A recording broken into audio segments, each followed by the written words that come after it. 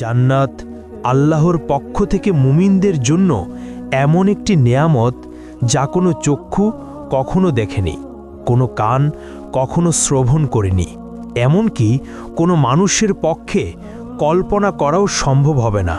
সোজা কথায় জান্নাতের তুলনা কেবল জান্নাত, দুনিয়ার কোনো কিছুর সাথে তার তুলনা হয় না। এই ভিডিওতে আমরা কোরআনের আলোকে সেই জান্নাতের বর্ণনা শুনব, যার দৃশ্যগুলো শক্তিশালী এআই দ্বারা তৈরি, যা কেবল বোঝার সুবিধার্থে প্রতীকী রূপে ব্যবহার করা হবে। ভয়াবহ হাসরের ময়দানে যখন মানুষের জীবনের প্রতিটি কর্মের হিসাব নেওয়া হবে, তখন কারো ভাগ্যে জান্নাত নির্ধারিত হবে, আবার কারো ভাগ্যে জাহান্নাম। এবার কল্পনা করুন, আল্লাহর রহমতে আপনি সেই সৌভাগ্যবান বান্দাদের একজন যাদের জান্নাত নসিব হয়েছে। আপনি দাঁড়িয়ে আছেন জান্নাতের দরজায়। চিরশান্তির সুন্দর জীবন কয়েক কদম দূরেই আপনার জন্য অপেক্ষা করছে, কিন্তু ভেতরে প্রবেশের আগে আপনাকে সম্পূর্ণভাবে পরিশুদ্ধ হতে হবে। আপনার শরীর থেকে দুনিয়ার সব অবশিষ্ট দূর করতে হবে। তখন আপনাকে বিশেষ এক নদীতে গোসল করানো হবে। সেই নদীর পানি আপনার সব দুর্বলতা ও ত্রুটি দূর করে ফেলবে। আপনার শরীরের সব লোম অদৃশ্য হয়ে যাবে, দাড়ি, গোঁফ, এমনকি শরীরের অন্যান্য পশমও উধাও হয়ে যাবে। ফলে আপনি হবেন ৩৩ বছরের টকবগে সুদর্শন মানুষ। কিন্তু এখনও আপনি পুরোপুরি প্রস্তুত নন, আরও কিছু ধাপ বাকি আছে। অতঃপর আপনার জন্য প্রস্তুত করা বিশেষ এক ঝর্ণা থেকে আপনি পানি পান করবেন। এতে আপনি হবেন সম্পূর্ণ পবিত্র, ভিতর থেকে এবং বাহির থেকে পুরোপুরি জান্নাতের জন্য প্রস্তুত। তারপর আপনি দাঁড়াবেন সেই ফেরেশতার সামনে, যার দায়িত্ব হলো আপনার জন্য দরজা খুলে যাওয়া। তার নাম হলো রিদওয়ান। যাই হোক, জান্নাতের দরজার কথা বলতে গেলে জান্নাতের মোট ৮টি দরজা রয়েছে। প্রতিটি দরজা দিয়ে মানুষ জান্নাতে প্রবেশ করবে ভিন্ন ভিন্ন আমলের ভিত্তিতে। আপনি কোন দরজাতে প্রবেশ করবেন তা নির্ভর করবে আপনার আমল ও এই দুনিয়ায় তুমি কেমন জীবন কাটালে তার উপর। জান্নাতের প্রতিটি দরজার আলাদা আলাদা নাম রয়েছে, তবে সবগুলোর উপরে একই বাক্য লেখা, লা ইলাহা ইল্লাল্লাহু মুহাম্মাদুর রাসূলুল্লাহ। যারা দুনিয়াতে নিয়মিত নামাজ আদায় করেছে তারা প্রবেশ করবে সালাত নামক দরজা দিয়ে। আর দ্বিতীয় দরজা রাইয়ান, যারা রোজা রেখেছে এই দরজা তাদের জন্য। তৃতীয় দরজা হলো সাদাকা দরজা, যারা সবসময় অল্প হলেও দান করেছে এই দরজা তাদের জন্য। চতুর্থ দরজা হলো জিহাদ দরজা, যারা আল্লাহর পথে সংগ্রাম করেছে তাদের জন্য এই দরজা। পঞ্চম দরজা হলো হজ দরজা, যারা মক্কায় গিয়ে হজ আদায় করেছে তাদের জন্য। ষষ্ঠ দরজা হলো কাজিমুল গাইজ দরজা, যারা সবচেয়ে কঠিন মুহূর্তেও নিজেদের রাগ নিয়ন্ত্রণ করেছে এই দরজা কেবল তাদের জন্য। সপ্তম দরজা হলো আমান দরজা, যারা হিসাব নিকাশ ছাড়াই জান্নাতে প্রবেশ করবে এই দরজা তাদের জন্য। আর অষ্টম দরজা হলো জিকির দরজা, যাদের হৃদয় সর্বদা আল্লাহকে স্মরণ করেছে এই দরজা তাদের জন্য। যখন জান্নাতীরা দাঁড়িয়ে থাকবে তাদের নিজ নিজ দরজার সামনে, তখন জান্নাতের দরজা খুলতে শুরু করবে।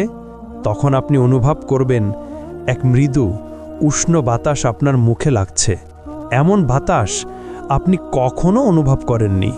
তারপর সেই সুবাস এমন যে আপনার আত্মাকে ছুঁয়ে যায়, এত সুন্দর, এত অনন্য যে প্রায় আপনি মূর্ছা যাবেন। দুনিয়ার সবচেয়ে উৎকৃষ্ট সুগন্ধিও তার সাথে তুলনা করা যায় না।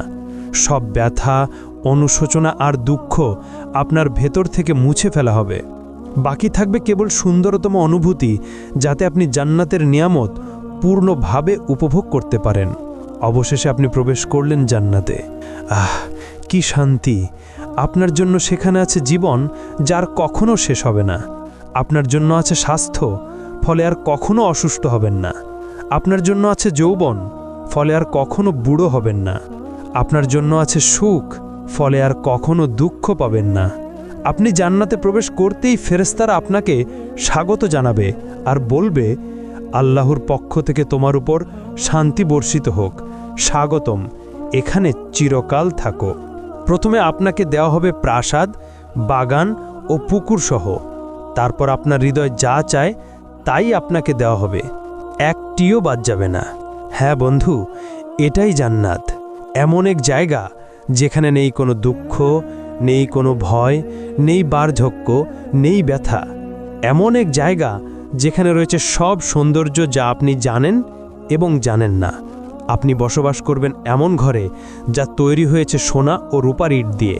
মরক্কা হিসেবে ব্যবহার হয়েছে মিশক, কঙ্কর হলো মুক্তা ও রুবি, এবং মাটি হলো জাফরানের। আপনি ফিরে এসেছেন সেই জায়গায় যেখানে আপনার সৃষ্টি হয়েছিল প্রথমবার। অতঃপর ফেরেশতারা আপনার সাথে কথা বলবে। তারা জিজ্ঞেস করবে, সবে তুমি জান্নাতে প্রবেশ করেছ, এখন বলো তুমি কি চাও। উত্তরে আপনি বলবেন, আমি ইতোমধ্যেই আমার রবের অসংখ্য নিয়ামত ও উপহার দেখেছি, আমাকে আরেকটু সামনে যেতে দাও এবং আরও উপভোগ করতে দাও। তখন ফেরেশতারা উত্তর দিবে, এগুলো তো কেবল সূচনা, তুমি এখনো কিছুই দেখনি, এর চেয়েও মহান নেয়ামত তোমার জন্য অপেক্ষা করছে। অতঃপর আপনি এগিয়ে চললেন। আপনার সামনে উদিত হলো এক প্রাসাদ যা পুরোপুরি খাঁটি সোনার তৈরি। এর বারান্দাগুলো মুক্তার মতো ঝলমল করছে। আপনি যতই কাছে যান, কিছু দাসদাসী উপস্থিত হয়। তাদের রূপ যেন ছড়িয়ে থাকা মুক্তার মতো। তারা হাতে ধরে আছে রূপার থালা ও সোনার পাত্র। তারা সালামের মাধ্যমে আপনাকে অভ্যর্থনা জানায়। আপনিও সালামের জবাব দিলেন।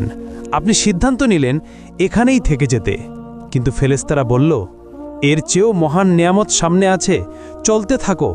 ফলে অবাক হয়ে আপনি আবার হাঁটতে লাগলেন। এবার আপনি দেখলেন আরেকটি প্রাসাদ যা লালচে রুবি দিয়ে গড়া, এত পরিষ্কার আর উজ্জ্বল যে বাহির থেকে ভিতরের অংশ দেখা যায়। তারপর আপনি তার ভেতরে প্রবেশ করলেন।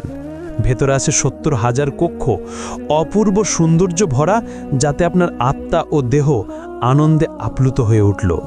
প্রতিটি কক্ষে সাজানো আছে খাবারের থালা, ফল, মাংস, পানীয়, সবই আপনার রবের পক্ষ থেকে অসাধারণভাবে প্রস্তুত।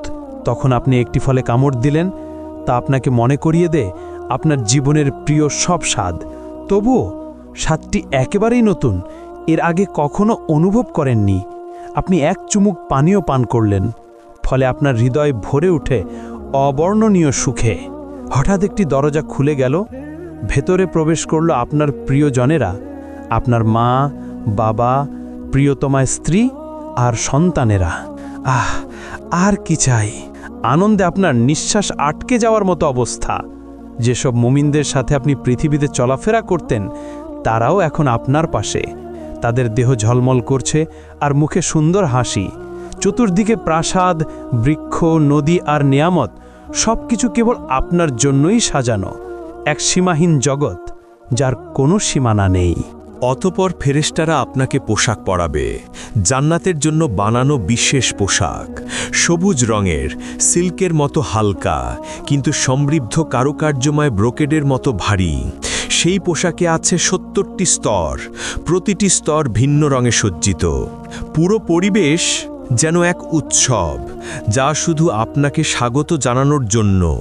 শান্ত, প্রশান্ত, অসংখ্য দাসদাসী পাশে প্রস্তুত, যে কোনো মুহূর্তে সেবা দেওয়ার জন্য। আপনি বিস্ময়ে ভাবলেন, এখন আমি কি করব, কোথায় যাব? তখন এক আয়োজন শুরু হলো। একটি মেষ আনা হলো এমন এক জায়গায় যা জান্নাতবাসী ও জাহান্নামবাসী উভয়ই দেখতে পায়। কিন্তু এই মেষ সাধারণ প্রাণী নয়, এর নাম মৃত্যু। এরপর যা ঘটে তা আপনার হৃদয়কে চিরস্থায়ী শান্তির আরও কাছাকাছি নিয়ে যায়। একটি ঘোষণা শোনা যায়, হে জান্নাতবাসীগণ, তোমরা জানো এটি কে? তখন জান্নাতবাসীরা মাথা তোলে এবং বলে, হ্যাঁ, এটি মৃত্যু। অতঃপর আবার ঘোষণা হয়, হে জাহান্নামবাসীগণ, তোমরা জানো এটি কে? তখন জাহান্নামবাসীরাও মাথা তোলে এবং বলে, হ্যাঁ, এটি মৃত্যু। এরপর একজন ফেরেশতা সেই মেষকে কোরবানি করল, ফলে মৃত্যুর মৃত্যু হলো এবং ঘোষণা দেওয়া হলো, হে জান্নাতবাসীগণ, তোমরা এখনো চিরকাল বাঁচবে, তোমাদের আর মৃত্যু নেই। হে জাহান্নামবাসীগণ, তোমরাও চিরকাল থাকবে, তোমাদের জন্যও আর মৃত্যু নেই। হ্যাঁ বন্ধু, এখন আর মৃত্যু নেই। আপনি আর কখনো অসুস্থ হবেন না। আপনি চিরকাল বাঁচবেন। আপনার আর মৃত্যু নেই। জান্নাতবাসীদের জন্য এটাই হলো চিরন্তন আনন্দ, শান্তি ও নিয়ামতের সময়। যদি আপনি এই জীবনে বিবাহিত হন এবং উভয়ই জান্নাতে প্রবেশ করেন, তাহলে আপনাদের বন্ধন আবার ফিরিয়ে দেওয়া হবে। কিন্তু এবার আর কখনো আলাদা হতে হবে না। যেই স্বামী বা স্ত্রী জান্নাতে উচ্চ মর্যাদা পাবে, অন্যজনকেও সেই স্তরে তুলে দেওয়া হবে। সেখানে থাকবে না কোনো ঝগড়া, না হৃদয় ভাঙা, না বিশ্বাসঘাতকতা। থাকবে শুধু খাঁটি ভালোবাসা, যা প্রতি মুহূর্তে আরও গভীর হবে। স্ত্রী ও স্বামী সময়ের সাথে আরও সুন্দর হয়ে উঠবে।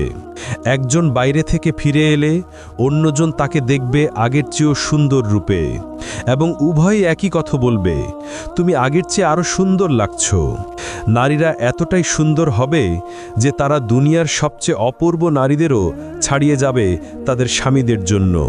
কিন্তু যদি আপনি বিবাহিত না হন বা স্বামীর সাথে কখনো শান্তি না পান, তাহলে আল্লাহ আপনাকে দিবেন তার থেকেও উত্তম সঙ্গী, যিনি শুধু আপনার জন্য সৃষ্ট, এতটাই সুন্দর যা আপনি কখনো কল্পনাও করেননি। আপনি যখন তার চোখের দিকে তাকাবেন, আপনার হৃদয় মনে করবে এই মুহূর্তের জন্যেই সে সৃষ্ট। আপনি তার হাত ধরবেন এবং একসাথে হাঁটবেন চিরন্তন জীবনে স্বামী স্ত্রী হয়ে। জান্নাতে মানুষ উঠতে পারবে, অসীম উপত্যকা, বৃক্ষ ও পাহাড়ে হেঁটে বেড়াতে পারবে, অথবা মুহূর্তেই এক জায়গা থেকে আরেক জায়গায় টেলিপোর্ট করতে পারবে। মানুষ জান্নাতে চিন্তার গতিতে চলাফেরা করবে, যেমনটা বর্তমানে আত্মা করে। কারণ আত্মা যখন দেহের কারাগার থেকে মুক্ত হয়, সে তখন স্বাধীনভাবে চলে বেড়ায়, স্বপ্নের মতো। আপনি দুনিয়াতে চোখ বন্ধ করলে হয়তো লন্ডন দেখেন, পরের মুহূর্তেই টোকিও বা ইস্তানবুলে পৌঁছে যান। কিন্তু জান্নাতে এই স্বপ্নের মতো অভিজ্ঞতাই হবে বাস্তব। হ্যাঁ, জান্নাতবাসীরা পাখির মতো উড়বে। তারা বাগান, পাহাড় ও প্রাসাদ ভ্রমণ করবে, যা কোনো চোখ আগে দেখেনি। তারা বন্ধুদের সাথে মিলিত হবে, খাবে, দাবে, গভীর আলাপচারিতা উপভোগ করবে, যা দুনিয়ার আনন্দদায়ক আলাপের চেয়েও উত্তম হবে। তারা ভোজ আয়োজন করবে, নবীদের সাথে বসবে, সরাসরি সাহাবীদের কাছ থেকে তাদের কাহিনী শুনবে, আউলিয়ার সাথে সাক্ষাৎ করবে এবং উষ্ণ আনন্দঘন কথোপকথনে অংশ নেবে, যা দেবে অফুরন্ত আনন্দ। আর দুনিয়ার সবচেয়ে বড় সমস্যা, একাকিত্ব, চিরতরে শেষ হয়ে যাবে। সেখানে আর কেউ একা বোধ করবে না। দুনিয়ার অচেনা মানুষ, গরিব, অসুস্থ, বন্দী, সমাজের তাড়ানো মানুষরা সেদিন তারও ফিরে তাকাবে সব কষ্টের দিকে এবং বলবে, এই কষ্ট তো কিছুই ছিল না। আমার রব আমাকে এমন সৌন্দর্য, বন্ধু আর নেয়ামত দিয়েছেন নিজের সান্নিধ্য থেকে। যদি আমি এর চেয়েও ভয়াবহ কষ্ট ভুগতাম, তবুও আমি সন্তুষ্ট থাকতাম। জান্নাতবাসীরা জান্নাতে কি খাবে এবং কি পান করবে? যখন মানুষরা প্রথম জান্নাতে প্রবেশ করবে, তখন তাদের প্রথম খাবার হবে এক তিমির কলিজা। হাদিসের ভাষ্যমতে এটি সেই তিমির কলিজা যেই তিমি দুনিয়াতে হজরত ইউনুস আলাইহিস সালামকে গিলে নিয়েছিল। আসলে জান্নাতে কোনো খাবারের প্রয়োজন হবে না। সেখানে খাওয়া দাওয়া হবে কেবল আনন্দের জন্য। বিশেষ করে পাখির মাংস এবং ফলমূলের মধ্যে ডালিম, আঙুর, চেরি, কলা এবং খেজুর থাকবে। আর পানীয় হিসেবে থাকবে সোনার পেয়ালায় দুধ, মধু, বিশুদ্ধ পানি, কাফুর ও তাসনিম। জান্নাতবাসীরা এই নিয়ামতগুলো চিরকাল ভোগ করবে, কিন্তু কখনো ক্ষুধা বা তৃষ্ণা অনুভব করবে না। জান্নাতের মূলত 7টি স্তর রয়েছে। ইবনে আব্বাস রাদিয়াল্লাহু আনহু থেকে বর্ণিত একটি রেওয়ায়েতে আমরা এটাই জানতে পারি। প্রথম স্তর জান্নাতুল ফিরদাউস। এটি জান্নাতের সর্বোচ্চ স্তর, এটি জান্নাতের কেন্দ্রস্থলে অবস্থিত এবং সবচেয়ে মূল্যবান অংশ। এটি সরাসরি আল্লাহ আরশের নিচে। হাদিসের ভাষ্যমতে জান্নাতুল ফিরদাউসে 4টি বিভাগ রয়েছে। 2টি বিভাগে সব কিছু সোনার তৈরি, আর 2টি বিভাগে সব কিছু রূপার তৈরি। কে কে এই ফিরদাউসে প্রবেশ করবে? যারা নামাজে বিনয় প্রদর্শন করে, যারা নিরর্থক ও অযথা কাজ থেকে বিরত থাকে, যারা জাকাত দেয়, যারা নিজেদের পবিত্রতা রক্ষা করে, যারা আমানত ও ওয়াদা পূর্ণ করে, যারা নিয়মিত নামাজ আদায় করে অবহেলা ছাড়া, তারাই পাবে এই জান্নাতুল ফিরদাউস। আর দ্বিতীয় স্তর হল জান্নাতে আদন। এটি নবী রাসূল, সত্যবাদী, শহীদ ও সৎ মুমিনদের জন্য। এখানে থাকবে কল্পনার অতীত সৌন্দর্য। এর ভেতরে সোনার নদী প্রবাহিত হবে, ফেরেশতারা মুমিনদের অভিনন্দন জানাবে এবং ধৈর্যের জন্য জান্নাতের সুসংবাদ দেবে। তৃতীয় স্তর হল জান্নাতুন নাঈম। এটি নেয়ামত ও শান্তিতে পূর্ণ এক জান্নাত। যা মুমিন চাইবে সব কিছু সেখানে থাকবে। তারা আল্লাহর অনুগ্রহে চিরস্থায়ী আনন্দে বসবাস করবে। আর চতুর্থ স্তর হল দারুল খুলুদ, বিশ্বাসীদের জন্য চিরন্তন সুখের আবাস। এখানে কোনো ভয় বা দুঃখ থাকবে না। অসংখ্য নেয়ামতে পরিপূর্ণ হবে এর অধিবাসীরা। পঞ্চম স্তর হল জান্নাতুল মাওয়া, বিশেষভাবে শহীদদের জন্য প্রস্তুতকৃত জান্নাত এটি। তারা সেখানে আল্লাহর অফুরন্ত নেয়ামত উপভোগ করবে এবং চিরন্তন সুখে থাকবে। আর ষষ্ঠ স্তর হল দারুস সালাম, বিশ্বাসীদের জন্য চিরন্তন শান্তি ও নিরাপত্তার জান্নাত, যেখানে থাকবে না কোনো ভয়, দুঃখ কিংবা কোনো মন্দ কিছু। সপ্তম স্তর হল ইল্লিয়ুন, উচ্চ ও মহান স্থান, যেখানে আল্লাহর নিকটবর্তী ফেরেশতারা এবং সৎ মুমিনরা অবস্থান করবে। তাদের মুখমণ্ডল থেকে নির্গত আলো সমস্ত জান্নাতকে আলোকিত করে তুলবে। এমনকি জান্নাতের সেই স্তরও আলোকিত হবে যা সবচেয়ে দুর্বল মুসলিমকে দেওয়া হবে, তা হবে 10টি বিশ্বের সমান বিশাল। আর যখন জান্নাতীরা জান্নাতের উঁচু স্তরে থাকা প্রাসাদগুলোর দিকে তাকাবে, তাদের দূরত্ব এতটাই বিশাল হবে যে তারা সেগুলোকে তারার মতো দেখবে। যেমন আমরা এই দুনিয়ার আকাশে দূর থেকে তারাগুলো দেখি। তারা ধীরে ধীরে অভ্যস্ত হয়ে যাবে জান্নাতের জীবনের সাথে।